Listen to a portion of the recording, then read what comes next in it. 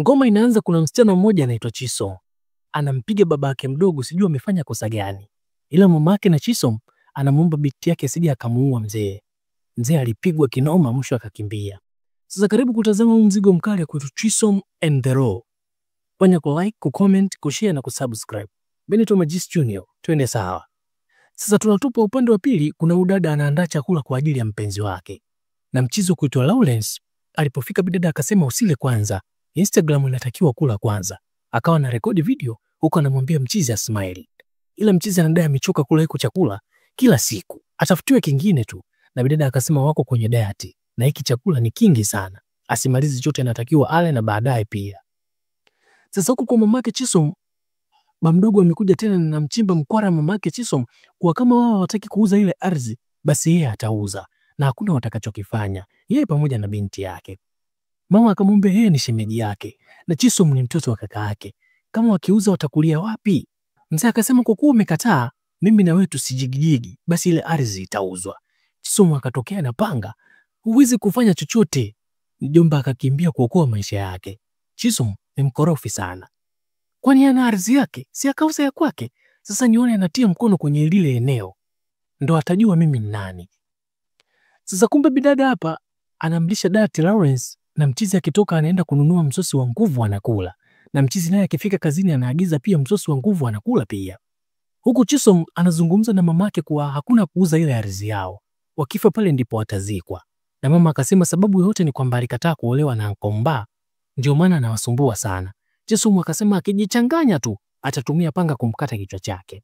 Na upande wa pili bidada anakula snacks, na baada ya kumaliza akaingia live akajifanya mwenye huzuni sana, na anawaambia raia kwamba furahishwi na machafuko yanayoendelea. Amevaa nguo ya kijani ili kupambania amani ya nchi yake, na anaonekana amechoka kwa sababu yupo kwenye mfungo. Anaomba wa Nigeria wote wafunge kwa ajili ya taifa lao, na akawaaga. Akaendelea zake kula snacks, na mtu ametoka kusema kuwa amefunga muda si mrefu. Ni muongo sana huyo T. Mida usiku watoto wamelala, mchizi anapata kwa mke wake. Ila mke ana matatizo kinoma. Mara asishikwe wigi, asimkisi chini ya shingo kuna perfume, basi jambo likaendelea. Sasa kidogo simu ikaita, mchizi akataka kupokea simu, ila akapigwa biti kwamba akipokea hiyo simu ndo basi tena mecha iendelee. Mchizi anadai simu ya mteja. Kwa hiyo mteja muhimu kuliko familia, sio? Mwomba akaweka simu pembeni, jambo liendelee. Sasa ikawa imeita simu ya bidada na akaipokea, anaambiwa kwamba kuna challenge ya usiku. Oh wow. Alafu akasepa. Mchizi akabaki anacheka mwenyewe tu. Sasa Chisom ana mshikaji wake anaitwa Charlie. Wanaoshaga magari pamoja, na mchizi huwa anampenda sana bidada, ila bidada anamtolea nje kwa sababu hana pesa. Yupo tu. Wakawa wanapiga story kuhusu ardhi yao na namna watakavyosolve ule mgogoro uliopo. Sasa bosi mwenye gari akasema inatakiwa wampate mwanasheria. Yeye atawatafutia namba, wamtafuta atawasaidia. Mchizi akasema kwa nilivyo na furaha, ili gari tutaosha bure. Akapigwa na kopo la kutekea maji na Chisom. Sasa mida usiku Lawrence amelala na anapigiwa simu usiku wa manane. Akauliza wewe nani na unapiga simu usiku huu? Sasa kama mtu anahoji kupigiwa simu, utaweza kushinda hii kesi ninayotaka kukupa? Mchizi akakata simu akalao. Baadaye kidogo simu ikapigwa, akauliza mbona msumbufu? Unajua kama huu ni usiku wewe? Wewe si mwanasheria na kuna kesi ya ardhi nataka kukupa. Mchizi akamaindi kinoma, wakatupiana maneno hapo. Sasa Chisom anamwaga mamake anaenda zake Lagos kumtafuta mwanasheria, ila mamake ana wasiwasi sana kwa binti yake. Binti yake hapajui mjini, ni mgeni pale. Ila bidada akasema nauli anayo na anajua wapi atalala. Hivyo mama asiwe na shaka. Sasa baada ya kufika Lagos akavimba hadi ofisini kwa mwanasheria. Akafanya vurugu na secretary anamwambia akae kwenye kiti asubirie. Ila yeye anamtaka mwanasheria, hataki kuelewa. Mchizi akatoka ndani akauliza nini kinaendelea hapa?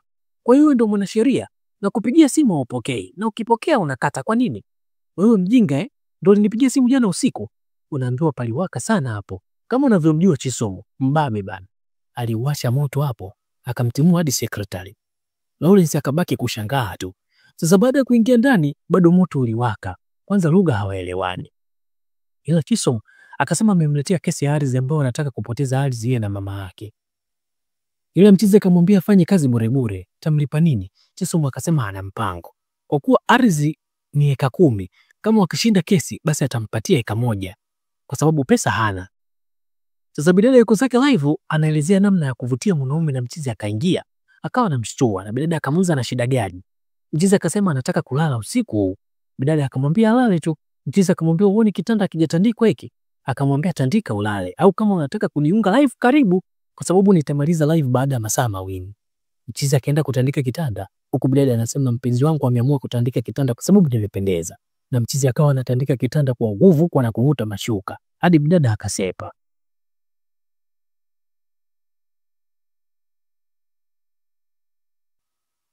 Sasa Chisom aliwasha moto hotelini ambapo amefikia baada ya kuona mtu anamzingua msichana na akawa amefukuzwa.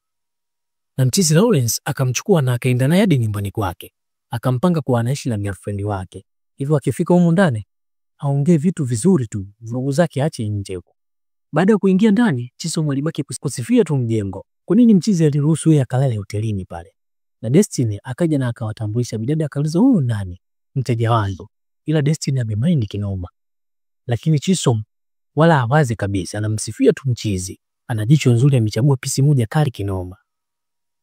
Akamvutia chumbani mchizi. Bidada analalamika kwa nini alete wateja nyumbani? Au ndo analala nao? Mchizi akawaka kinoma kwamba hizo sio tabia zake. Yule ni mteja wake, anatoka kijijini, hana sehemu ya kukaa. Yeye si mtu wa reality show kama anavyodhani. Mwisho bidada akauliza atakaa hapo kwa muda gani? Akaambiwa sio muda mrefu. Bidada akasema kama anabakia basi amnunulie wigi kubwa analolipenda. Sasa mida asubuhi Chisom ameandaa chakula na akamkaribisha Lawrence yale. Mchizi akabaki kufurahi tu na kushangaa. Saa ngapi Destiny asitokee? Anamuuliza mchizi kama anataka kula kile chakula. Akamwambia atakiwa kula kile chakula. Anamletea salad yale. Chisom akamwambia ale haraka haraka. Destiny aliporudi akamwambia mchizi ateme alafu ale salad. Hiki nini hiki? Unamlisha mwenzako majani makavu kweli? Haipendezi. Jiangalie. Una miaka mingapi wewe? Kama sio 25 ila unaonekana kama una miaka 50 kwa sababu ya mafuta. Chisom akavuta msosi akaishi nao, huku mchizi anakula tu saladi kwa lazima. Destiny kama kawaida yake amejificha jikoni, anapata msosi, ugali na supu. Anaenjoy kinoma. Sasa akawa amekutwa na Chisom. Alijitetea vibaya kwamba hakuwa anakula, alikuwa anataka kutupa tu iko chakula. Chisom akamwambia wewe mchawi. Utaki mumeo wala hiki chakula, ila wewe unakula. Yeye unambisha majani makavu. Una ushahidi Chisom? Mdomoni na mkononi mwako. Bidada akasepa. Chisom akamwambia mchizi kwamba sio kila king'aacho ni taabu. Akamwambia amemkuta Destiny anakula fufu. Ila mchizi akasema yuko pale kwa sababu anataka kusolve kesi yake. Ila asiongelee maisha yake na mpenzi wake. Wao wako kwenye diet. Mkewe anatakiwa kuwa na flat tummy na yeye hatakiwi kuwa na kitambi, ila awe na kifua tu. Sasa Chisom akawa amekuja kuomba kazi kwa madam na akaambiwa kazi yake itakuwa kufua nguo na kusafisha nyumba. Atalipwa naira 10,000 kwa kila siku atakavyokuja kufua. Chisom hakuamini naira 10,000 ni kubwa sana kwake. Akaomba aoneshwe nguo chafu zilizopo aanze kazi leo leo. Sasa akawa amerudi kwa mchizi na akaomba ongezewe mwezi mmoja wa kuishi pale kwa sababu anatafuta kazi ili aweze kumsaidia mama yake kijijini. Ila kama kawaida ya Chisom hawezi kujishikilia, yani anaomba msaada na hapo hapo anamgomea mchizi. Basi mchizi akamkubalia ombi lake. Sasa mida asubuhi Chisom anasafisha nyumba. Destiny akaja yuko zake live na mashabiki zake, huko Chisom anaimba anamtilia makelele. Akamwambia atulie, ndo kama amemchanganya hivi Chisom. Chisom akaanza kumfungulia mafaili kwanza afanye usafi wa ndani. Kila sehemu ni machafu. Yeye ndo anaamka na kusafisha nyumba mzima. Yeye yuko tu. Kwanza anaongea na nani huko kwenye simu? Mbona anaongea yeye mwenyewe tu? Destiny akasepa. Sasa Destiny yuko zake live tena anawafundisha mashabiki zake namna ya kupozi na nini. Chisom akapita anamshangaa tu. Akamsogelea na akaanza kucheza mziki. Destiny akamaindi kinoma hadi akataka kumpiga, ila akafinywa analia kinoma. Anamwambia muite Auntie Chisom ndo atamwachia. Sasa kidogo mchizi akaingia ndani na akaenda kuokoa. Akaishia kupigwa kibao cha maana na Destiny. Alafu bidada akasepa.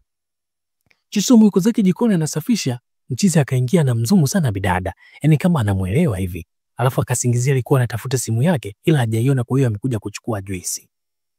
Sasa leo Charlie amekuja kumtembelea Chisom mjini. Anafurahi kinoma, akaambiwa kila kitu kwamba kesi inaendelea vizuri sana sasa hivi.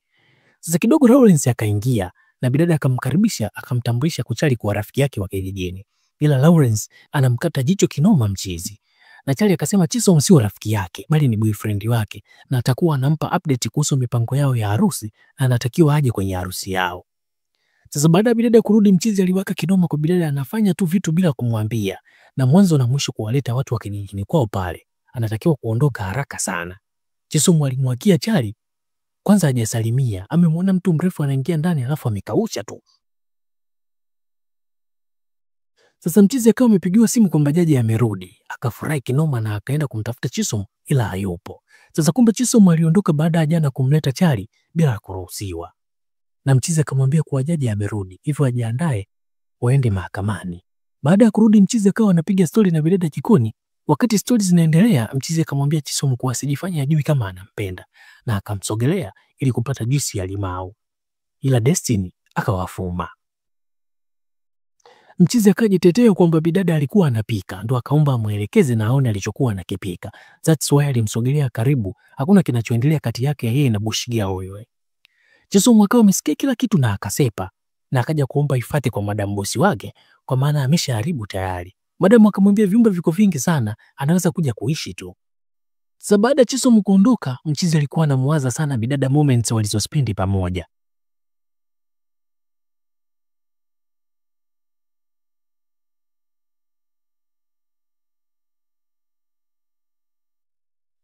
Sasa Lawrence anamlalamikia njaa Destiny, ila bidada yuko busy sana na masuala yake ya TikTok.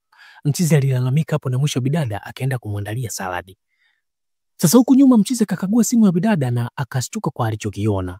Baada ya Destiny kurudi akamuuliza kinaendelea nini kati yake na Chris. Kwa nini amemtumia picha za mashine yake?